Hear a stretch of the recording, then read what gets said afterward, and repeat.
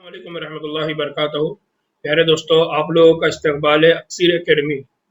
और हम लोग बात कर रहे हैं इवोल्यूशन चैप्टर नंबर 7।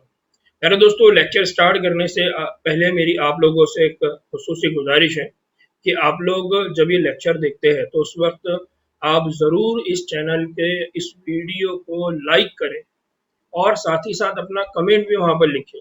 उस कमेंट की वजह से मैं अपनी परफॉर्मेंस को जज कर सकूंगा, अपनी परफॉर्मेंस को समझ सकूंगा। जहाँ पर भी आपको लगता है कि यहाँ ये इस तरह की गलती हो रही है, यहाँ पर इस तरह का करेक्शन करना चाहिए, आप बेखौफ होकर बेझिझक होकर कमेंट बॉक्स में लिखिए। प्लस मेरा जो पढ़ाने का अंदाज है या मैं जिस तरह से प्रेजेंटेशन कर रहा हूँ, इसको लेकर भी आप लोग अपने कमेंट जरूर लिखें। कमेंट और लाइक करने से फायदा क्या होगा, इसकी वजह से ये वीडियो यूट्यूब के जरिए चैनल के ऊपर जब भी बच्चे अक्सर एकेडमी ढूंढेंगे या उर्दू चैनल ढूंढेंगे तो फटाक से ये वीडियो उनको मिल जाएगा। अगर आप लोग मेरी इस तरह से मदद करेंगे तो ये मेरे लिए बहुत बड़ा एजाज़ होगा और आप लोगों की तरफ से ये मेरे लिए तोहफा होगा। तो आप लोगों से ख़ास गुजारिश है कि आप वीडियो को लाइक भी करें और इसके ऊपर कमेंट भी करें, ज़रूर करें। ठीक है, हम लोग लास्ट लेक्चर में भी हम लोगों ने देखा था हार्डी वेनबर्ग का लॉ, और आज हम देखने वाले इस हार्डी वेनबर्ग लॉ का और जो बचा हुआ पार्ट था उसको हम देखने वाले हैं। अब यहाँ पर जो मैं बात करने वाला हूँ वो ये है कि हार्डी वेनबर्ग लॉ, जिसमें उन्होंने स्टेटमेंट दिया था कि किसी भी पॉपुलेशन के अंदर कुछ अलील होते हैं, वो मुस्तकम होते हैं। अलील, कैरेक्टर, जीन, ये मुस्तकम होते हैं और एक नस्ल से वो दूसरी नस्ल में क्या होते हैं, पास होते हैं, ट्रांसफर होते रहते हैं। इस वजह से वहां पर हमको क्या देखने को मिलता है, इस वजह से हमको वहां पर देखने को मिलता है जेनेटिक इक्विलिब्रियम। हमको वहां पर क्या देखने को मिलता है, जेनेटिक इक्विलिब्रियम, जिसको हार्डी वेनबर्ग इक्विलिब्रियम भी कहा जाता है। तो आज हम ये देखने वाले हैं कि ये जो इक्विलिब्रियम है, ये जो इक्विलिब्रियम है, या हम इसको और आसान में कहेंगे ये जो मीज़ान है, या ये जो मीज़ान का मतलब क्या होता है, नाप नाप तोल करने का आला। जो हमारे पास आला होता है जिसका इस्तेमाल करके हम नाप तोल करते हैं, यानी हम वजन करते हैं, तो उस तरह का यहाँ पर इक्विलिब्रियम के लिए वर्ड इस्तेमाल किया गया है। तो यहाँ याद रखिए, ये जो इक्विलिब्रियम वर्ड है ये हमको ये शो करता है या ये बताता है कि उस जगह पर जो पॉपुलेशन है या जो रहने वाले लोग हैं वो सदियों से एक ही कैरेक्टर के हैं, या तो वो काले रंग के हैं, या तो वो गोरे रंग के हैं, या तो उनकी हाइट बहुत ज्यादा है, या तो उनकी हाइट कम है। तो ये जो कैरेक्टर है ये हमेशा इनके पूरे नस्लों में देखने को आपको मिलेगा। और ये बात किसने कही थी, हार्डी वेनबर्ग इक्विलिब्रियम में, या हार्डी वेनबर्ग लॉ ने ये बात कही थी। अब हार्डी वेनबर्ग लॉ ये किसी भी जगह पर कब फॉलो होता है, या हार्डी वेनबर्ग का इक्विलिब्रियम किसी भी जगह पर कब तक फॉलो होता रहेगा, तो उसके लिए 5 कंडीशंस है। जब तक ये 5 कंडीशन रहेंगी तब तक हार्डी वेनबर्ग का इक्विलिब्रियम रहेगा। हार्डी वेनबर्ग जो है वो बराबर रहेगा, वहां पर मीजान कायम रहेगा। वो कैसा रहेगा, बराबर रहेगा या मीजान कायम रहेगा। तो वो 5 कंडीशन क्या है, पहली कंडीशन है कि देयर इज नो म्यूटेशन, कि वहां पर कोई म्यूटेशन नहीं होना चाहिए। मैंने यहाँ पर देखिए डायग्राम में भी बताया है कि वहां पर कोई म्यूटेशन नहीं होना चाहिए, there is no mutation. Mutation का मतलब क्या है, डीएनए की सीक्वेंस में चेंज, न्यूक्लियोटाइड की तरतीब के अंदर तब्दीली, उसको हम क्या कहते हैं, म्यूटेशन। तो किसी भी आबादी के अंदर म्यूटेशन नहीं होना चाहिए, तभी जाके हार्डी वेनबर्ग इक्विलिब्रियम रहेगा। फॉर एग्जाम्पल, यहाँ पर कंसिडर करिए कि ये एक आबादी है, ठीक है, और यहाँ पर जितने भी लोग हैं, ये सब जितने भी लोग हैं, ये सब यहाँ पर इनके जो कलर है वो फेयर कलर है या गोरे है। लेकिन किसी वजह से यहाँ पर म्यूटेशन हो गया। फॉर एग्जाम्पल यूवी रेस की वजह से अभी हम म्यूटेशन हो गए। म्यूटेशन होने की वजह से क्या होगा, सबसे पहले एक म्यूटेशन होगा, यानी ये पर्सन काला होगा, फिर इससे इसकी जो नस्ल आएंगी वो भी ब्लैक हो जाएंगी, इनसे इनकी नस्ल आएंगी फिर वो भी ब्लैक होते चले जाएंगी। इस तरह से क्या होगा कि ये जो आबादी थी, जिस आबादी के अंदर सारे लोग गोरे थे, अब वो लोग क्या होने लग गए, सबके सब काले होने लग गए, उन सब का कलर क्या होने लग गया, चेंज होने लगा, कैरेक्टरिस्टिक्स क्या होने लग गई, अब तब्दील होने लग गई। तो यहाँ पर पहले हार्डी वेनबर्ग लॉ फॉलो हो रहा था, क्यों? क्योंकि साल हा साल यहाँ पर गोरे लोग रहते थे, एक कैरेक्टर मुस्तहकम था, एक ही खसूसियत मुस्तहकम थी और वो नस्ल दर नस्ल चलती थी। लेकिन क्योंकि यहाँ म्यूटेशन हो गया और म्यूटेशन होने की वजह से अब वो पॉपुलेशन क्या हो जाएंगी, चेंज हो जाएंगी। इसलिए हार्डी वेनबर्ग इक्विलिब्रियम या हार्डी वेनबर्ग की मीजान ये बराबर रहने के लिए क्या नहीं होना चाहिए, म्यूटेशन नहीं होना चाहिए। दूसरा है कि वहां पर क्या नहीं होना चाहिए, वहां पर जीन फ्लो नहीं होना चाहिए। जीन फ्लो मतलब जैसा हम बोलते हैं वाटर फ्लो, वाटर फ्लो मतलब एक जगह से पानी दूसरी जगह जा रहा है। तो जीन फ्लो का मतलब क्या होता है, तो फॉर एग्जांपल ये एक प्लेस है, यहाँ पर सारे गोरे लोग रहते हैं, ठीक है, यहाँ पर सारे गोरे लोग रहते हैं, और दूसरा प्लेस है यहाँ पर सारे काले लोग रहते हैं, ठीक है। अब क्या हुआ, गोरे लोग निकलकर इस जगह आने लगे, तो पहला गोरा यहाँ पर आ गया। अब यहाँ पर क्या होने लग गया कि यहाँ पर फॉर एग्जांपल काले लोग ज्यादा थे, तो अब उन कालों में एक गोरा आया। अब इसकी पॉपुलेशन बढ़ेगी तो ये 1 से 2, 2 से 4, 2 से 5, 6 इस तरह से होते चले जाएंगे। तो धीरे धीरे अब इस पॉपुलेशन के अंदर किसके नंबर बढ़ने लग गए, काले लोगों के नंबर। तो अब हार्डी एंड वेनबर्ग का जो इक्विलिब्रियम था, हार्डी और वेनबर्ग की जो इक्वेशन थी वो चेंज हो गई। क्यों? क्योंकि पहले यहाँ पर सिर्फ गोरे लोग और यहाँ पर सिर्फ काले लोग रहते थे, लेकिन क्योंकि जीन फ्लो हुआ मतलब गोरे कैरेक्टर वाले लोग गए। गोरे कैरेक्टर का मतलब क्या है, फेयर कलर वाले लोग गए। फेयर कलर वाले मतलब उस कलर को कौन कोड करता था, उस कलर को कोड करने वाला जो जीन था वो उन लोगों के साथ एक जगह से दूसरी जगह चला गया, इसलिए इसको कहा जाता है जीन फ्लो, ठीक है। तो याद रखिए कि हार्डी वेनबर्ग लॉ कब फॉलो होता है और हार्डी वेनबर्ग लॉ कब फॉलो नहीं होता है। तो हार्डी वेनबर्ग इक्विलिब्रियम बाकी रखने के लिए पहली चीज क्या नहीं होना चाहिए, तो देयर इज नो म्यूटेशन, वहां म्यूटेशन नहीं होना चाहिए। दूसरा, वहां पर क्या नहीं होना चाहिए, नो जीन फ्लो, ठीक है। तीसरा कि वहां पर क्या होना चाहिए, वहां पर होना चाहिए रैंडम मैटिंग। वहां पर क्या होना चाहिए, रैंडम मैटिंग। ये रैंडम मैटिंग का मतलब क्या होता है, मैटिंग का मतलब क्या होता है, मैटिंग का मतलब होता है जब मेल फीमेल एक दूसरे से मिलते हैं, उस अमल को कहा जाता है मैटिंग। रैंडम मैटिंग का मतलब क्या होता है, रैंडम मैटिंग का ये मतलब होता है कि फॉर एग्जाम्पल कि कोई एरिया है, फॉर एग्जाम्पल ये एक एरिया है, इसमें गोरे लोग भी रहते हैं और इसमें काले लोग भी रहते हैं, ठीक है। अब इनके दरमियान में शादी होनी है, इनके दरमियान में शादी होनी है। अगर गोरे लोग सिर्फ गोरों से शादी करेंगे, अगर गोरे सिर्फ गोरों से शादी करेंगे तो इनसे जो बच्चे आएंगे वो भी गोरे कलर के रहेंगे, उनका भी कलर फेयर रहेगा। और अगर काले सिर्फ कालों से शादी करेंगे तो इनसे जो आने वाले बच्चे हैं वो भी काले रहेंगे।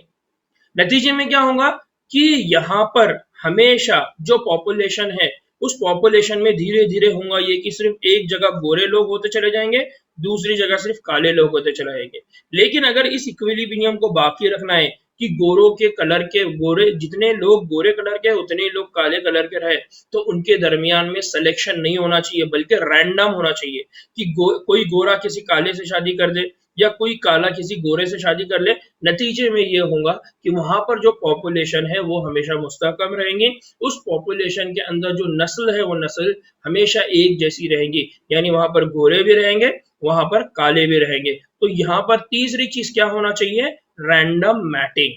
चौथी चीज यहाँ पर क्या नहीं होना चाहिए, यहाँ नहीं होना चाहिए, उसको कहा जाता है जेनेटिक ड्रिफ्ट। तो there is no genetic drift. अगर हार्डी वेनबर्ग का इक्विलिब्रियम हार्डी वेनबर्ग की इक्वेशन के हिसाब से अगर पॉपुलेशन एक जैसी ही रहना चाहिए तो वहां पर क्या नहीं होना चाहिए, वहां पर जेनेटिक ड्रिफ्ट नहीं होना चाहिए। क्या मतलब होता है जेनेटिक ड्रिफ्ट का, जेनेटिक ड्रिफ्ट का मतलब होता है अचानक में होने वाले हादसा। अचानक में कोई हादसा हो गया, फॉर एग्जाम्पल क्या हुआ, यहाँ पर काले लोग भी थे, यहाँ गोरे लोग भी थे, यहाँ पर कोरोना आ गया, तो इस पॉपुलेशन के अंदर क्या हो गया, एक कोरोना डिजीज आ गई। अब इस कोरोना डिजीज का प्रॉब्लम क्या था कि ये कोरोना डिजीज सिर्फ अटैक करती थी ब्लैक लोगों के ऊपर या हम कहेंगे काले लोगों पर। नतीजे में क्या होगा ये नतीजे में ये हुआ कि ये पूरे ब्लैक लोग जमीन से खत्म हो गए। अब पीछे कौन बचा? तो पीछे बचा सिर्फ यहाँ पर व्हाइट कलर के लोग, या हम कहेंगे जिनको गोरे लोग।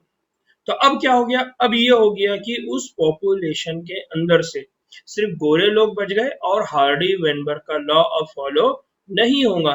तो ये हार्डी वेनबर्ग का लॉ फॉलो क्यों नहीं हो रहा है? क्योंकि वहां पर क्या हुआ? जेनेटिक ड्रिफ्ट हो गया।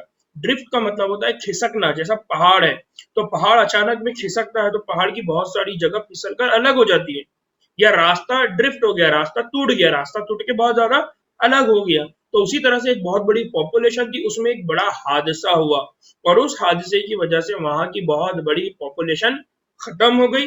और जो पीछे पॉपुलेशन बची, वो पॉपुलेशन अब उस जगह पे रहेंगी, सरवाइव करेंगी, और अब उस पॉपुलेशन में जो पीछे रह गए, उन्हीं के कैरेक्टर उस जगह पे देखने को हमको मिलेंगे। तो इसको कहा जाता है जेनेटिक ड्रिफ्ट। तो हार्डी एंड वेनबर्ग का लॉ जब फॉलो होना है, या हार्डी एंड वेनबर्ग का इक्विलिब्रियम मीजान हमेशा फॉलो होते रहना चाहिए, वहां पर हमेशा पॉपुलेशन सेम रहना चाहिए, तो उसके लिए वहां पर क्या क्या नहीं होना चाहिए? वहां म्यूटेशन नहीं होना चाहिए, वहां जीन फ्लो नहीं होना चाहिए, वहां पर रैंडम मैटिंग होना चाहिए, शादी किसी के भी दरमियान हो, और नो जेनेटिक ड्रिफ्ट की वहां पर कोई जेनेटिक ड्रिफ्ट ना हो, वहां कोई हादसा ना हो। और लास्ट की वहां पर नो नेचुरल सिलेक्शन, कि वहां पर कोई नेचुरल सिलेक्शन ना हो। नेचुरल सिलेक्शन का मतलब क्या होता है?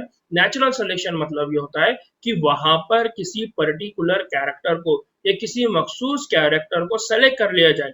क्योंकि हमने पढ़ा हुआ है, डार्विन ने जो नेचुरल सिलेक्शन का कंसेप्ट दिया था, उसमें सबसे इंपॉर्टेंट चीज ये थी कि सर्वाइवल ऑफ फिटेस्ट, जो सबसे ज्यादा मजबूत रहेगा, मौजूनियत की बात उसने की थी, कि उस इन्वायरमेंट के हिसाब से जो मौजू रहेगा वही सरवाइव करेगा।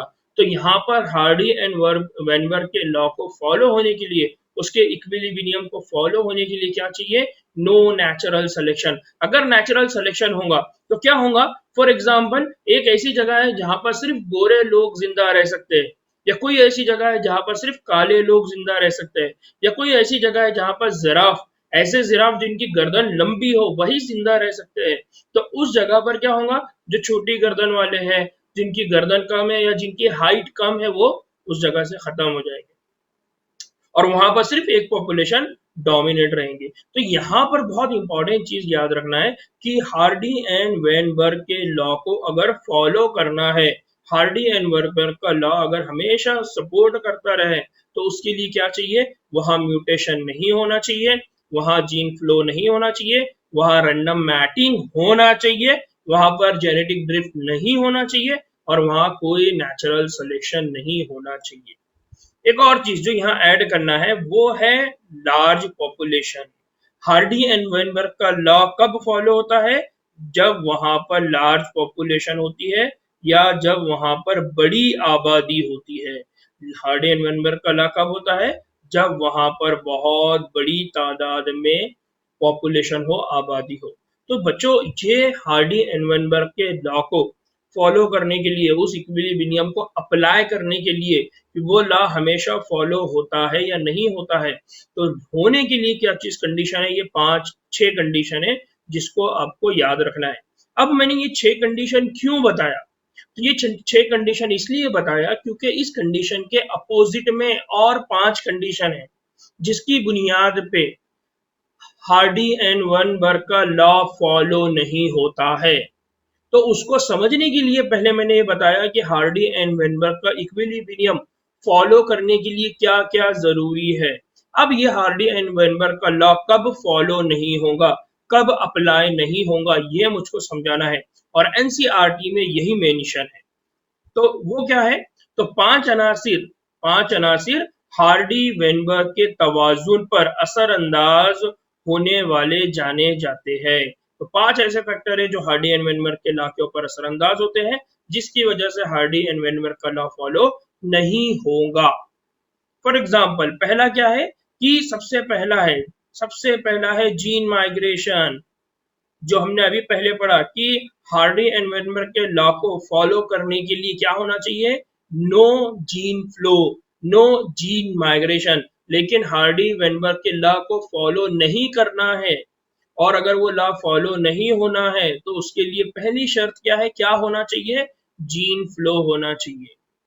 जीन फ्लो होना चाहिए, या उसको दूसरा वर्ड कहा जाता है जीन माइग्रेशन होना चाहिए। जीन फ्लो या जीन माइग्रेशन का मतलब क्या है, एक पॉपुलेशन से लोग दूसरी पॉपुलेशन में जाए, तब हार्डी एंड वेनबर्ग का लॉ फॉलो नहीं होगा। यहाँ देखिए, यहाँ पर मैंने इमेज बनाए ताकि आपको आसानी समझ में आए।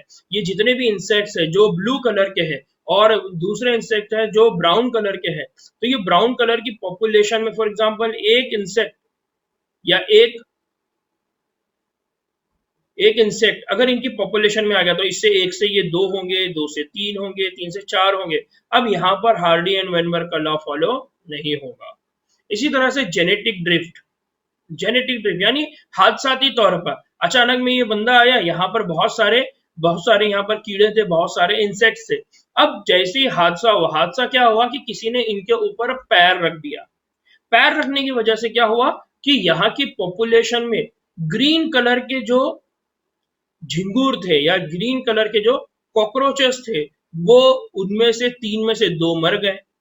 तीन में से दो मर गए, तो अब क्या हुआ, जो पीछे पॉपुलेशन बची उस पॉपुलेशन के अंदर क्या हुआ कि यहाँ पर 6 तो ब्राउन कलर के झिंगुर है और सिर्फ एक कलर का झिंगुर कौन सा है, ग्रीन कलर का। यानी यहाँ हार्डी वेनबर्ग का लॉ फॉलो हो रहा था, अचानक में जेनेटिक ड्रिफ्ट हुई, एक हादसा हुआ जिसमें दो ग्रीन कलर के झिंगुर मर गए, अब पीछे सिर्फ एक बचा। अब यहाँ पर जो पॉपुलेशन है वो पूरी चेंज हो जाएगी। क्यों चेंज हो जाएंगी, क्योंकि इनसे जो नस्ल आएंगी, इनसे जो बच्चे आएंगे उनके नंबर क्या रहेंगे, ज्यादा रहेंगे, और इससे जो बच्चे आएंगे तो वो कम रहेंगे, और हो सकता है कि ये एक भी सरवाइव ना करे और ये भी क्या हो जाए, खत्म हो जाए। तो अब सिर्फ पॉपुलेशन में कौन बचा, ब्राउन कलर के झिंगुर बचने वाले। ठीक है, तो पहला हार्डी वेनबर्ग का लॉ जो होता है उसको डिस्टर्ब करने वाले, उसके ऊपर असरअंदाज होने वाले, उस लॉ को फॉलो नहीं करने वाले, पहली शर्त क्या है, जीन माइग्रेशन या जीन फ्लो होना चाहिए। दूसरा क्या होना चाहिए, जेनेटिक ड्रिफ्ट।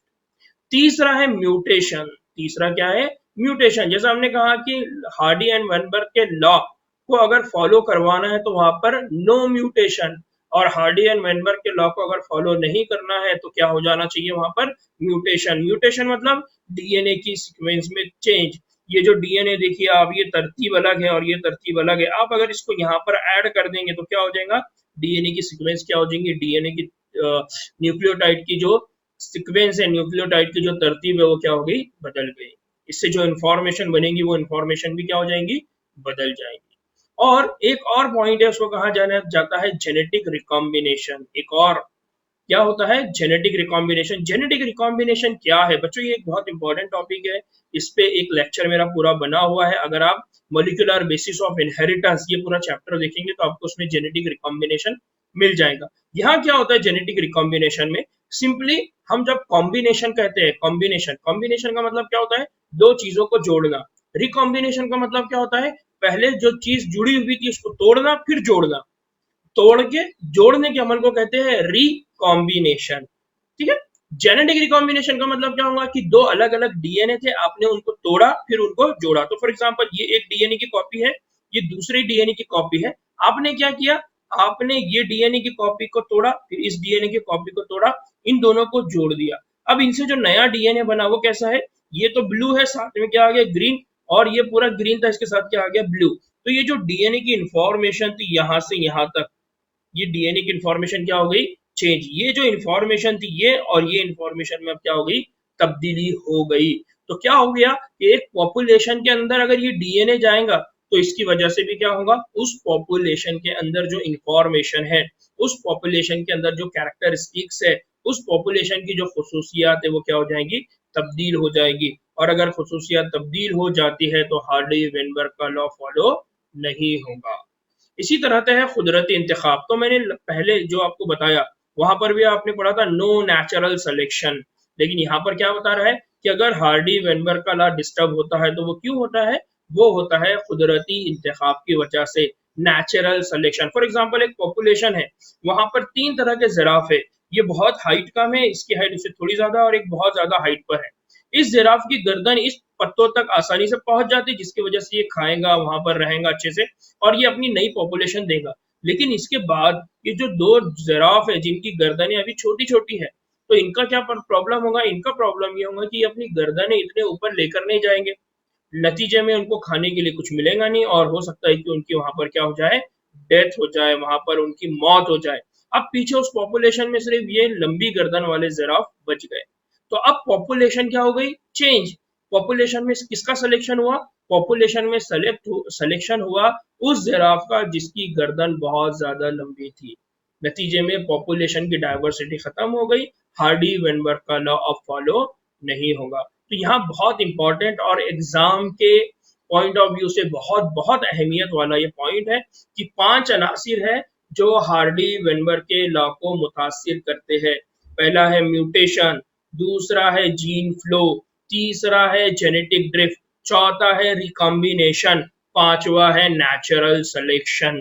ये 5 आपको याद रखना है और अगर ये 5 फॉलो नहीं होते तो हार्डी वेनबर्ग का लॉ फॉलो होता है। तो ये थोड़ा सा कंसेप्चुअल टॉपिक है, आप लोगों ने ये पहली मर्तबा सुना हुआ इसलिए आपको ये थोड़ा डिफिकल्ट लगेगा, लेकिन 1 से 2 मर्तबा अगर आप इसको सुनेंगे, समझने की कोशिश करेंगे तो इंशाल्लाह आपको ये याद हो जाएगा। ठीक है।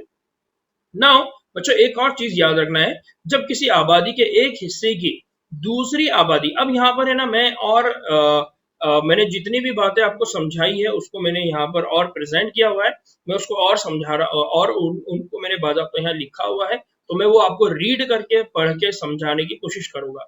तो पहली चीज ये है कि जब किसी आबादी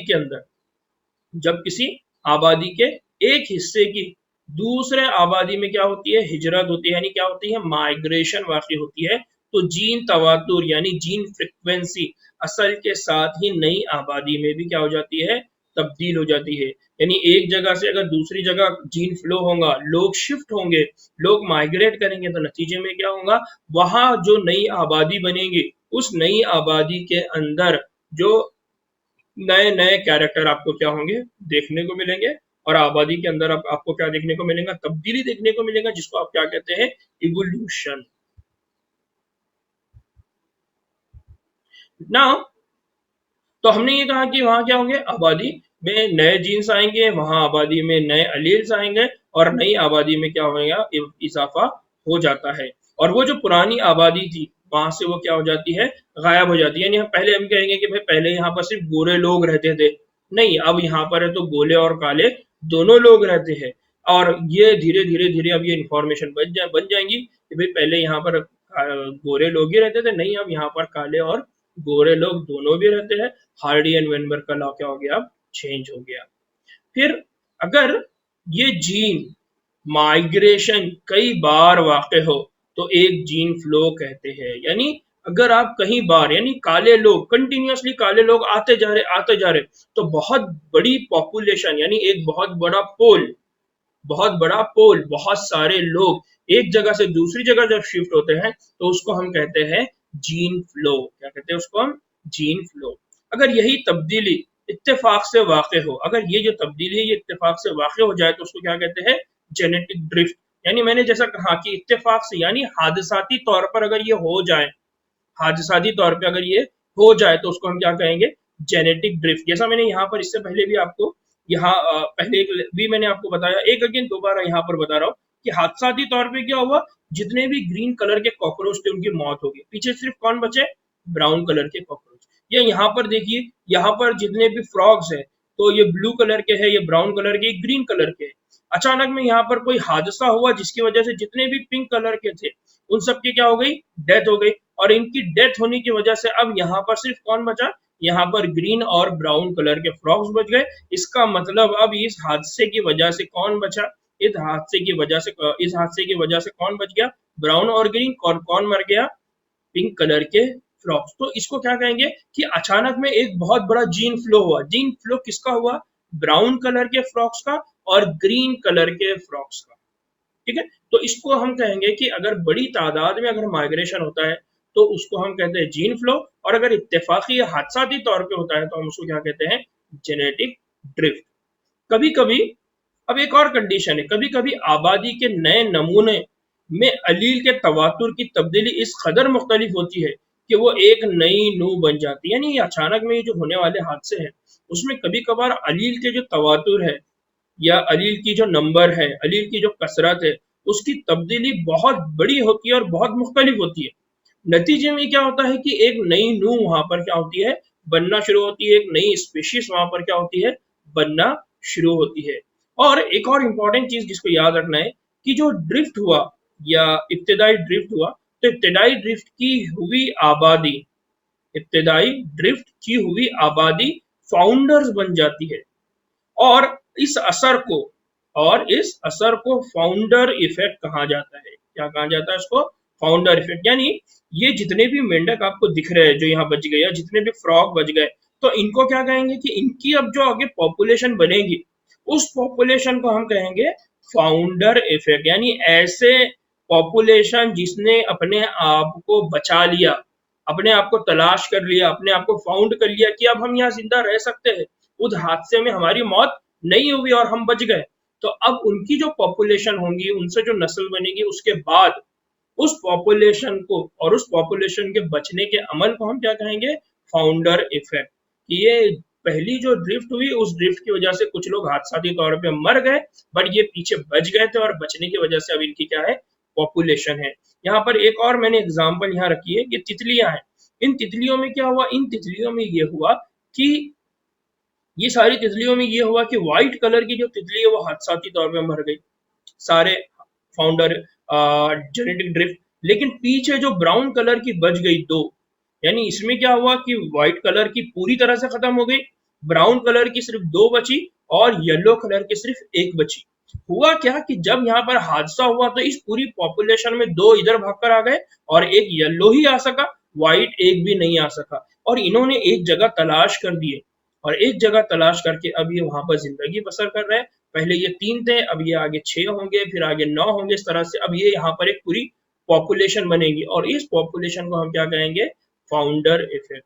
इसी तरह से यहाँ पर भी देखिए, मैंने डायग्राम में आपको समझाने की कोशिश की है कि ग्रीन कलर के जितने भी कॉकरोच थे उनकी डेथ हो गई, जेनेटिक ड्रिफ्ट हुई, हादसा एक हादसा हुआ जिसमें वो सारे मर गए। लेकिन इनमें से जो पीछे रह गए उन्होंने एक जगह तलाश की और उन्होंने उस जगह को तलाश करके वहां सर्वाइव करना शुरू किया। उस इफेक्ट को हम क्या कहते हैं? Founder effect. ये बहुत इंपॉर्टेंट टर्म्स है, इसको याद रखना है। अगर ये टर्म्स आपको नहीं समझ में आते तो आप मेरे को कमेंट बॉक्स में याद से लिखकर बताएं कि सर ये एग्जांपल्स हमको नहीं समझ आई, आप इस पर कोई और वीडियो बनाएं, क्योंकि ये बहुत इंपॉर्टेंट है और एग्जाम में इन पर क्वेश्चन पूछे जाते हैं। ठीक है। नाउ यहाँ पर एक और कंसेप्ट है जिसको आज मैं और समझाने की कोशिश करूंगा। वो क्या है कि अगर हम माइक्रोबियल तजुर्बात दिखाते हैं, यानी अगर हम माइक्रो ऑर्गेनिज्म लेते हैं और उनके ऊपर तजुर्बात करते हैं, तो वो तजुर्बात हमको क्या दिखाते हैं? जब पहले से मौजूद मुफीद म्यूटेशन का इंतखाब किया जाए तो नए फिनोटाइप्स क्या होते हैं? सामने आएंगे। यानी आपने क्या किया कि एक माइक्रोबियल पॉपुलेशन है उसके ऊपर आप रिसर्च कर रहे हैं, तो उसमें आप ये देखेंगे कि पहले से उनके अंदर कुछ म्यूटेशंस थे। म्यूटेशंस तो बहुत सारे होते हैं, डीएनए की तरतीब में बहुत सारे चेंजेस होते हैं, लेकिन हर तरतीब के अंदर चेंज यानी हर म्यूटेशन फायदेमंद नहीं होता। हर म्यूटेशन फायदेमंद नहीं होता, उस म्यूटेशन की वजह से डेथ हो सकती है। लेकिन कुछ जगह पर अगर मुफीद म्यूटेशन हो जाए और उन मुफीद म्यूटेशन का अगर नेचर इंतखाब कर ले, तो नतीजे में क्या होता है? हमारे सामने एक नया फिनोटाइप आएगा, हमारे सामने एक नया फिजिकल कैरेक्टर आएगा और इस फिजिकल कैरेक्टर को या इस नई कैरेक्टर को सेलेक्ट करने की वजह से हमारे पास क्या होता है? स्पेसिएशन होता है, नई पॉपुलेशन, नई किस्म हमारे अंदर बनना शुरू होती है। फिर हम ये कहते हैं कि अगर इस तरह से हो जाए तो फिर कई नस्लों बाद, यानी उसकी कई नस्लों के बाद क्या होगा? वहां पर स्पेसिएशन, लायक तौलीद। लायक तौलीद मतलब उनके अंदर रिप्रोडक्शन की सलाहियत आएंगी और रिप्रोडक्शन की सलाहियत की वजह से वो एक नई स्पेशीज बन जाएंगी, एक नए जानदार बन जाएगा।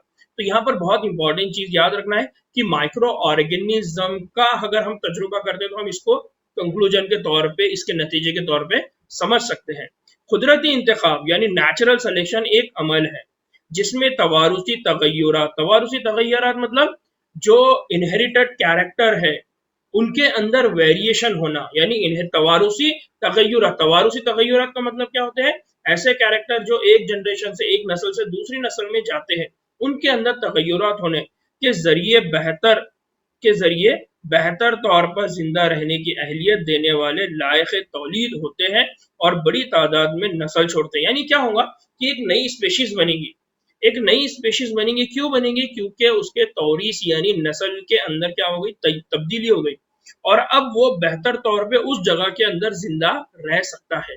जब वो वहां जिंदा रहेगा तो वो रिप्रोडक्शन का अमल करेगा, यानी तौलीद का अमल करेगा। तौलीद का अमल जब करेगा तो एक वो उससे वहां पर उसके 2 बच्चे होंगे, उन बच्चों से 4 बच्चे होंगे, 4 से 8 बच्चे होंगे। इस तरह से उनकी एक बहुत बड़ी क्या हो जाएंगी, तादाद बन जाएंगी, एक बहुत बड़ी नस्ल क्या हो जाएंगी वहां पर बन जाएगी। तो इस अमल को हम क्या कहते हैं? स्पेसिएशन। तो यहाँ स्पेसिएशन की तारीफ याद रखिए, ऐसा इर्तिकाई अमल जिसमें जानदार एक दूसरे से मुमताज हो जाते हैं। यहाँ पर देखिए मैंने ये समझाने के लिए बताया कि जो डार्विन का जो एक्सपेरिमेंट था वो कहाँ पर था? वो गैलापागोस आइलैंड पे था। कहाँ पर था वो? गैलापागोस आइलैंड पे उसने देखा, क्या देखा कि जो फिंचेस है, वो जो फिंचेस है, तो यहाँ पर फॉर एग्जांपल ये फिंचे है, ये एंसेस्ट्रल फिंच है, यानी ये इसको हम एंसेस्ट्रल मतलब आबा व अजदाद, बाप दादा। तो उनकी जो चोंच थी वो चोंच का शेप कुछ अलग था, लेकिन जब ये रहते थे तो फॉर एग्जांपल ये धीरे धीरे रहते रहते अब इसने इंसेक्ट खाना शुरू किया। इंसेक्ट खाने की वजह से ये जो चोंच थी, ये जो फिंच थी, इसका शेप चेंज हो गया। अब इसका शेप इस तरह से होगा कि ये आसानी से क्या कर सकती है? इंसेक्ट को पकड़ सकती है। फिर would picker type insect eating, यानी ये जो थे इनको लकड़ी खोद कर इंसेक्ट निकालना होता था और खाना होता था। नतीजे में अब इनकी जो चोंच है उसका थोड़ा शेप तब्दील हो गया। तो ये एक स्पेशीज बन गई, ये दूसरी स्पेशीज बन गई। इनका खाना रहना अलग, इनका खाना रहना अलग, इनका रिप्रोडक्शन अलग, इनका रिप्रोडक्शन अलग, इनकी तौलीद का तरीका अलग, इनके तौलीद का तरीका अलग। नतीजे में इनकी पॉपुलेशन अलग हो गई, इनकी पॉपुलेशन अलग हो गई। इसी तरह से ये सीड ईटिंग यानी आपने देखे होंगे जो तोता होता है, तो तोता सीड ईटिंग होता है, उसका जो चोंच होती है आप देखिए वो थोड़ी सी बाहर निकली होती है। क्यों? क्योंकि उसको सिर्फ सीड फोड़ कर खाना है, सीड को तोड़ कर खाना है। तो अब उसका जो शेप है वो उस तरह से बन गया। नतीजे में क्या हो गया कि ये भी एक नई स्पेशीज बन गई। तो पहले ये जो उसका कहना, यानी यहाँ पर सिंपल हमको ये समझना है कि एक जानदार के एक पॉपुलेशन होती है, उसके अंदर धीरे धीरे इर्तिका का अमल होता है। नतीजे में एक जानदार दूसरे जानदार से धीरे धीरे धीरे मुतफर्रिक होता चला जाता है, मुमताज होता चला जाता है, अलग हो जाता है। इस अमल को हम क्या कहते हैं? स्पेशिएशन। एक नई स्पेशीज हम उसको कहते हैं। ठीक है। एक तनकीदी तजजिया हमें ये तस्लीम करने पर मजबूर करता है, यानी एक क्रिटिकल एनालिसिस है, एक तनकीदी तजजिया है। साइंटिस्ट ने उसके ऊपर बहुत ज़्यादा गौर व फिक्र की और एक क्रिटिकल एनालिसिस की है, तनकीदी तजजिया की है, और वो ये तस्लीम करने पर हमको मजबूर करता है कि गैमेटोजेनेसिस यानी गैमेट्स बनने का अमल के दौरान, जब गैमेटोजेनेसिस का अमल होता है तो उस दौरान म्यूटेशन की वजह से होने वाले तगय्युरात या रिकॉम्बिनेशन, हम आप लोग हैं तो गैमेटोजेनेसिस का अमल कैसा होता है और गैमेटोजेनेसिस का अमल के अंदर रिकॉम्बिनेशन या म्यूटेशन कैसे होते हैं, तो इसको समझने के लिए आप जो ह्यूमन रिप्रोडक्शन है वहां पर गैमेटोजेनेसिस का पूरा कंप्लीट लेक्चर मैंने बनाया हुआ है। मेल और फीमेल गैमेटोजेनेसिस का पूरा प्रोसेस मैंने वहां बताया हुआ है। आप उस लेक्चर को देखिए, रिप्रोडक्शन इन ह्यूमन में, आपको वो कंसेप्ट वहां क्लियर हो जाएगा। ठीक है। तो गैमेटोजेनेसिस के अमल के दौरान क्या होता है? म्यूटेशन हो गई, और अगर गैमेटोजेनेसिस के अमल के दौरान अगर म्यूटेशन होती है तो उसकी वजह से तगय्युरात डेवलप होंगे, या रिकॉम्बिनेशन होगा तो रिकॉम्बिनेशन की वजह से भी क्या होते हैं?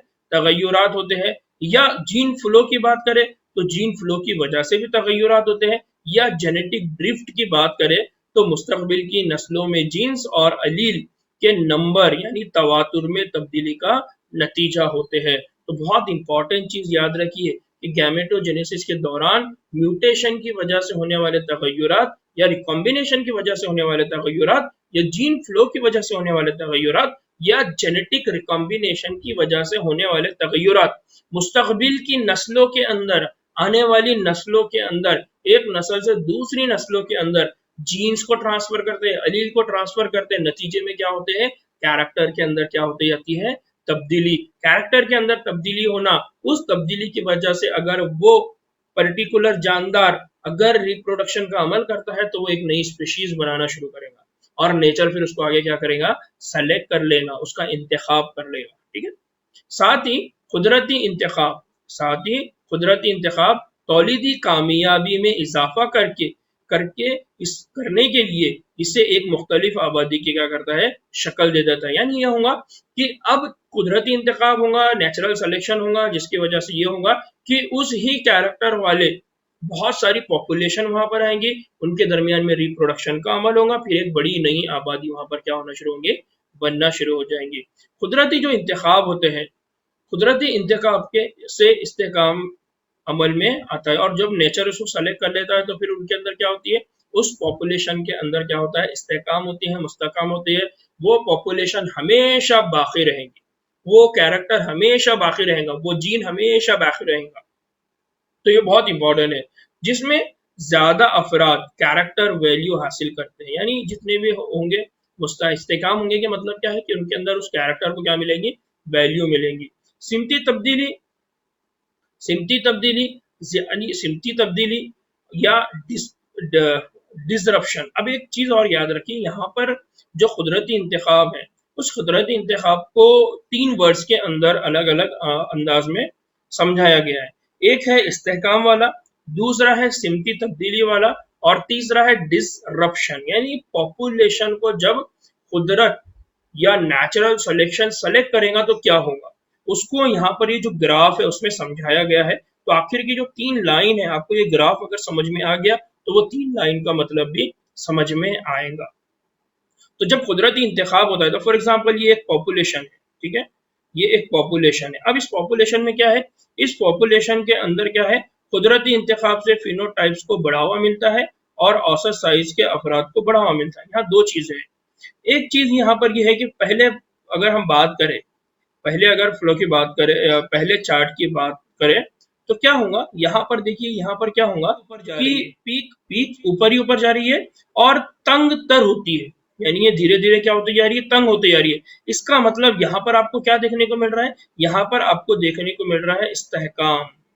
यहाँ पर क्या आपको देखने को मिल रहा है, इस्तेहकाम की ये पॉपुलेशन के अंदर कभी भी कोई किसी किस्म की तब्दीली नहीं हो रही है। यानी यहाँ पर जो कैरेक्टर है, उस कैरेक्टर को क्या किया गया है, सेलेक्ट किया गया है, उस फिनोटाइप को यहाँ पर सेलेक्ट किया गया है।